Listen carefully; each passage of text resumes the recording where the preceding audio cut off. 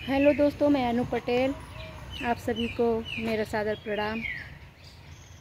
आज मैं वीडियो नहीं बना पाई हूँ और मैं ड्यूटी आई हुई हूँ। देखिए, तो मैं सोची कि आज आपको कुछ नई चीज़ें डाल दूँ कि देखें कि मैं कितना व्यस्त रहती हूँ, बहुत ज़्यादा परेशान रहती हूँ।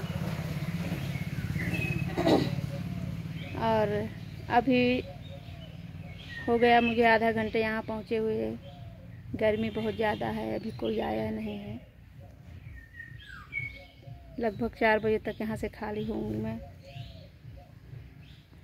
और मुझे आशा है कि आप सब लोग अच्छे होंगे, स्वस्थ होंगे, मस्त होंगे और मुझे ज़्यादा से ज़्यादा सपोर्ट करिए। बस इतना ही कहना चाहती हूँ। मैं आप लोगों को ज़्यादा से ज़्यादा समय देने का कष्ट करूँगी। जो भी होगा कमेंट, लाइक, सब्सक्राइब आपके लिए समय निकाल करके करती हूँ। आप मेरे लिए भी थोड़ा सा कष्ट करिए। धन्यवाद।